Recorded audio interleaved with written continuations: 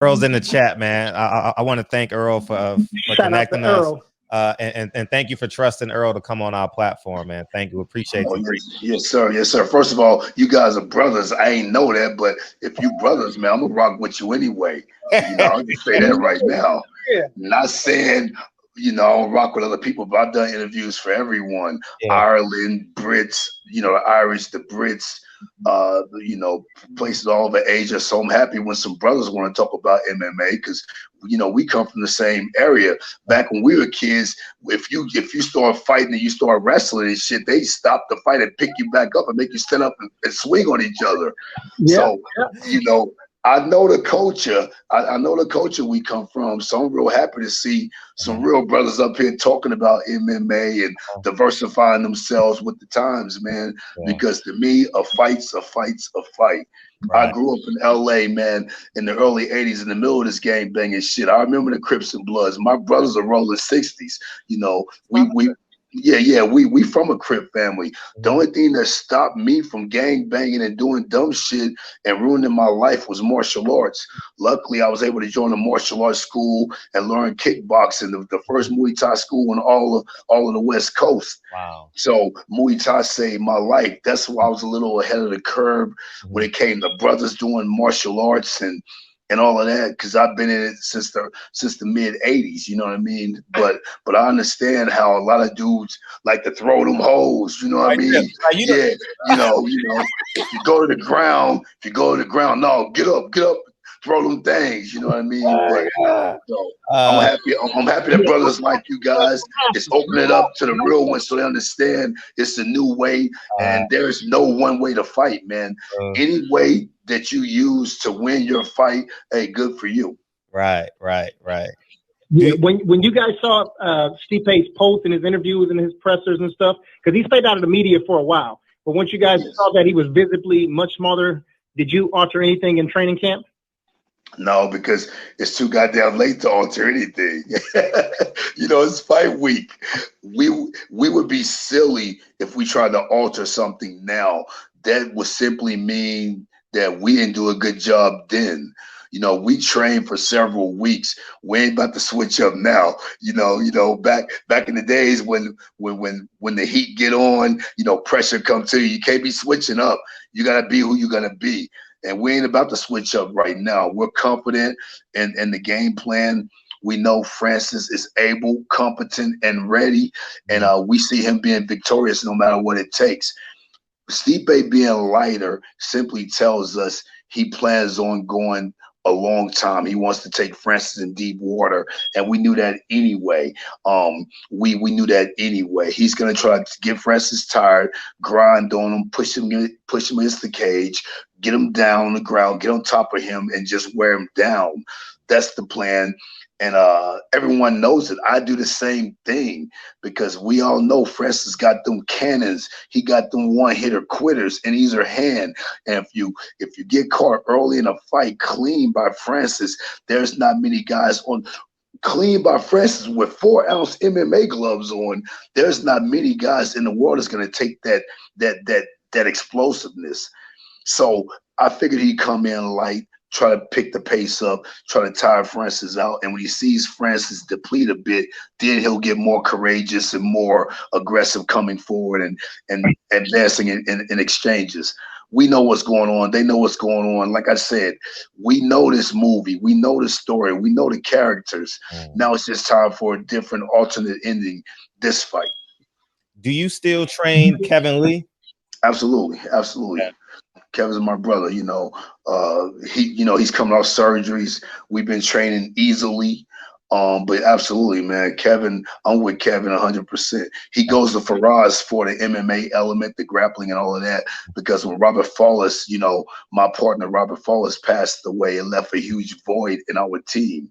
But yeah, I'm still with Kevin Lee. He's still with me. We just see each other Monday before we went into this UFC quarantine. And his little brother, Killer Keith Lee, rocking out in Bellator, and will be fighting in May also. Kevin Lee's little brother is signed with Belcher, and he's fighting again in May.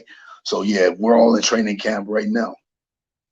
That's what's up. And did he get any rounds in with Carlos Takam boxing, and did you guys bring Walt Harris in for some sparring as well? I'm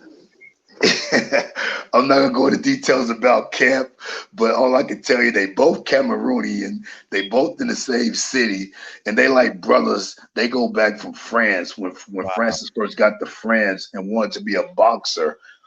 Before his MMA endeavors, him and Carlos Takam were sparring and working way back then. So you already know the answer. Carlos Takam in the building. Reggie Owens says, Dewey, we need you in regularly when we have MMA fights coming up. Fred, DB, and Dewey for MMA breakdowns when brothers are fighting. Word. Hey, I love to. I'm down to rock out with you guys, man. I'm down to rock out. You know, by the way, on my MMA picks, man, I've been killing them. Really? I've been killing them. Man, every week. The only fight that I blew was which fight was a fight I couldn't believe. Oh, the Alessandra fight. That's the only fight I've lost in like the last 10, 12 in a row. I've been killing them. Wow. That was the only fight I lost, you know. So yeah. Oh, by the way, I picked Habib to do Justin in way back in the days. Go to the Mayweather channel, man. I was the first guy online that picked Holly Holmes was gonna stop Ronda Rousey. I picked Holly Holmes would stop her, and I got so much hate mail and people talking shit all over the world. Yeah, it was crazy, man. But I picked that fight too way back then. So yeah, I'm pretty good on my MMA picks actually. Okay. Hey, real quick, since we're talking about women in MMA, man, this has been big in the community, and especially on our channel. Claressa Shields moving over to MMA and fighting in the PFL. What do you think that looks like for her? Well, first of all, April 23rd, my fighter, Bad Man Bubba Jenkins, is fighting the two-time winner of the PFL, Lance Palmer. Bubba Jenkins is a brother from Virginia, one of the greatest college wrestlers in the history of college wrestling. I'm training him right now. We actually fighting on ESPN in the PFL April 23rd. He's fighting against Lance Palmer. Lance Palmer then won that shit 2 years in a row. He got the $1 million bag the last 2 current years in a row. And Bubba's about to end his winning streak April 23rd. Before I even give you an answer to that, did you guys know in PFL they're doing a 17-day quarantine? Wow. Remember, UFC highest level in the world, we got here Tuesday and we're locked down until Saturday. I'm actually leaving for Ocean City, Jersey for the April 23rd show on April 6th. We're leaving next week and we have to stay there for a 17-day quarantine. The fighters are only allowed to bring 1 coach and 1 training partner. Imagine that, 17 days away from the fight. You still got sparring. You still got at least 9 to 10 good hard days of training left. So that's going to be weird. So yeah, PFL is going to be something different with that. But Claressa Shields, man, she's a 2-time gold medalist. She's an awesome advocate for all women fighting sports. My fighter, Jamie Miracle Mitchell, just fought on her all-women's pay-per-view show about 2 or 3 weeks ago, and my fighter got the only knockout on the entire card, Jamie Miracle Mitchell. So big shots to her. We went out there and smashed the girl, stopped the girl, got the only stoppage of the night on Claressa's last show. Claressa will be okay as long as they get her someone who likes to strike.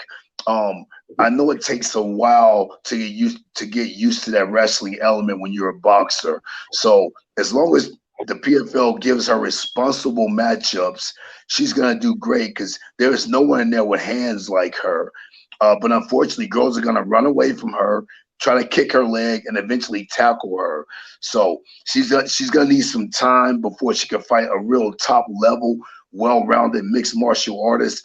But if you put her in there with a striker, you know she's gonna destroy them and put hands on them. So I'm really excited about seeing her jump into MMA. I did it. I kickboxed, stopped box, and jumped in the cage just because people said I was afraid to do it. So I showed them that I could do it. So she'll be no different, man. PFL is gonna, if they do the responsible thing with her, she's gonna make some noise. Her fighting the top girls in MMA, I think she's gonna need at least 1.5 years to 2 years before you talk about people like Amanda Nunes and stuff like that, because they're so well rounded and they will put their hands up and tackle you and take you to the ground. So I think she should be okay if they're patient and do it the smart way. What? Man, I was going to ask you about Jamie. So what's next for Jamie? And I wanted to talk about some of your fighters, period. But what's next for Jamie? She's waiting for the next endeavor. We'll see. A few offers on the table. We're waiting to see what. First of all, getting her signed to a promotion. We're trying to ink in a deal with Claressa Shields promotion. If that happens, we're off and running. But Jamie at one time was the #1 female boxer in the entire country as an amateur, and she's had a slow pro career because just hasn't been many fights going on, and that's what's so big about Claressa, man. She's putting on for the women out there, and that's big, man.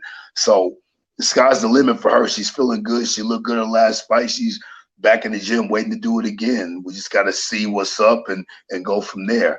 The thing that about the PFL doing this 17-day quarantine, it really ruins things with my other fighters.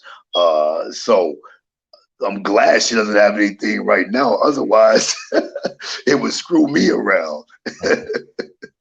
Reggie Owen. What about Kenny Kwamba? Oh, by the way, glad you talked about him. Everyone thinks I love him the most because I'm always talking about Timmy Kwamba. But it's not that like I have favoritism to my fighters. But I've known Timmy since he was a little kid. His first amateur fight, he was 7 years old, and I was the ring announcer. And I remember him knocking a kid out in like 5 seconds. And I looked right at this little kid and said, "One day you'll be the future of fighting." Rewind, that was 14 years ago. Now he's 21 years old. As an amateur MMA fighter, he won the Tough Enough title twice, which is the best company in all of amateur MMA. As a pro now, he had his pro debut early this year. He knocked the hell out of some guy, ground and pounded him for like 45 straight unanswered punches, brutal 45 straight unanswered punches. And he's fighting again a week from, today's Friday, a week from yesterday. He's fighting again April 1st. This upcoming Thursday in Philly. So we're going to be in Philly taking pictures of that Rocky Balboa statue and having Twilight Timmy smash somebody else. He's fighting a New Yorker out there in the CFFC Cage Fury Fighting Championships. That's the big MMA company where guys like Chris Weidman and all those East Coast guys came from before they went to the UFC. So anyway, the West Coast is the best coast. We going to the East, and Twilight Timmy about to put hands on a New Yorker this upcoming Thursday, April 1st. And you can see it on UFC Fight Pass. CFFC, April 1st, Timmy Kwamba. He's making his second pro fight, and we expect another magnificent finish. Yeah, what about champion Belcher? Belcher, we're in discussions for his next UFC fight. Right now, he's in Congo, but he'll be back out in the US soon. But they're trying to get opponents for him now. We just had heard a few offers yesterday, so he'll be fighting soon. Hopefully, in the next 10 to 12 weeks for sure. If not sooner. UFC doing shows every week, they'll try to get you in 2 weeks from now. You know what I mean? Right, so we need a little time with him because he's in Congo. He has to get here, reacclimate, and get used to the way we do the American style training because it's different than what they do in Congo. And Reggie Owens has a question. He says, "What are your thoughts on Pride fighting from back in the day versus UFC?" You know how I feel, man. Listen, that would be like asking me, who do I like? Marvelous Marvin Hagler, Ray Leonard, Duran, Hearns, or Mayweather. We all know Mayweather is the money man. He's really transcended the game. But you gotta look at Marvelous and all those guys like, whoa. And that's how I look at Pride the UFC. UFC, man, listen, a lot of people talk shit, but UFC is leading the way in all the mixed martial arts. They always have. And when this pandemic happened, they led the way in all the sports in the whole fucking world. So big props to UFC. But to me, the ultimate fighting MMA championships was Pride because there were no rules except for ball kicks and eye gouging. In Pride, you could knee a grounded fighter. In Pride, you could kick a guy when he was down. In Pride, if a guy want to fall on his back and play that jiu-jitsu game, you could jump up and stump him in his head like a street fight. And so, therefore, your guy asking me that because he wanted to hear that. Pride was the real ultimate fighting, because there was no advantages for a ground guy versus a stand-up guy. The perfect example, that Peter Yan fight and the Sterling Aljamain fight from a few weeks ago. Aljamain got kneed in the face while he was on one knee. One knee was up, both hands were off the canvas. He had one knee down, like the football players kneeling for the American flag. So the Russian kneed him in his face and lost his belt by disqualification. It was definitely the wrong move. But think about this. In a fight, if you're on one knee up, one knee down, both hands up, you should be able to protect yourself too. Not on Peter's side, not saying Peter did the right thing, but if that were a Pride fight, that's completely legal. So Pride would be like Marvelous Marvin Hagler and them. You know what I mean? It's like if you want to see a fight like boxing at its purest, most warrior, two brothers fight to the death with skill and still boxing ability, you go to that era. If you want to see that precision, prettiness, slickness of Mayweather, not getting hit, not making the most compelling fights, but just winning flawless wins, then you'll go with Mayweather. And that's how I see Pride versus UFC. UFC got the better athletes now, the better fighters, all of that. But the brutality, the heart, the spirit of fighting was definitely with the Glory guys. I'm sorry, with the Pride guys. The Pride guys for sure. How much does Conor McGregor have left in the tank, or the Floyd Mayweather check got him?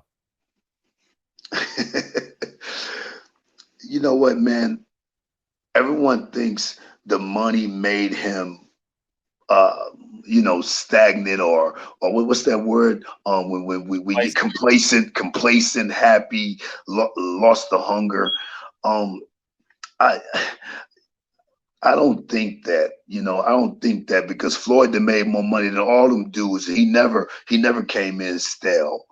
But Floyd worked a lot, and he just had that mind state, that Jedi mind state.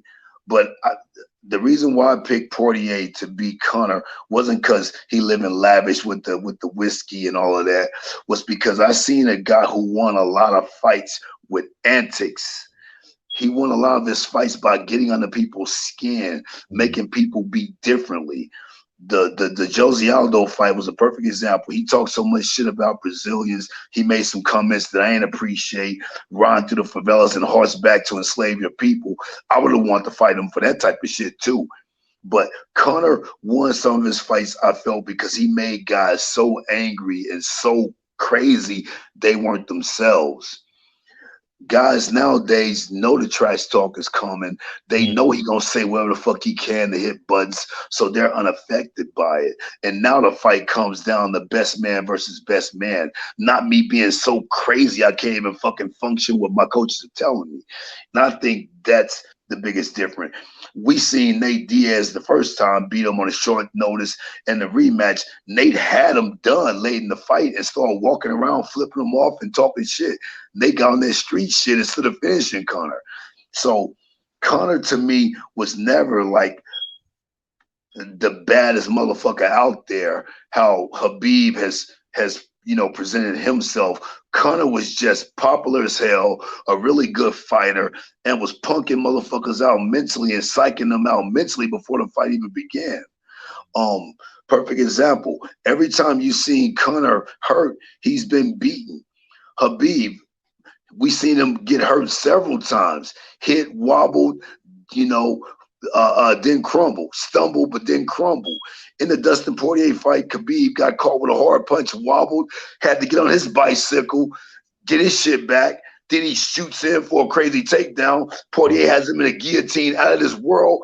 Everybody tapping out from that. Everybody. Somehow Khabib didn't tap out, ends up winning the fight. You know what I mean? We seen Khabib in uncomfortable spots persevere like real champions do. We never seen Conor go through that. Not saying Conor's not great, but I don't think he was ever the best of the best. He was just really good, whip some people's ass and psych people out more psychologically than physically beat them. And now those attributes, people ain't scared of the trash talk no more. Now it's about who really has it. He still has something left, but to beat the top guys now, I don't think so. So in boxing terms, he's Tommy Morrison. No, because he was a two-time. He was a two-time champion. He was a two-time champion. I would say somebody like Paulie Malignaggi or some real champion. Paulie was a real champion who will beat you if you ain't on your A game. But there were some guys better. You know what I mean? But still, you can't. One thing we do in boxing a lot. We act like champions and title holders and shit like that. If you're a motherfucking world champion, man, you're a world champion. So not saying, Conor's a two-time world champion. He's legit, but I don't think he's the best guy right now. I think there's a few guys that'll beat him. And Poirier showed it in the rematch, and he'll show that same thing in the third fight too.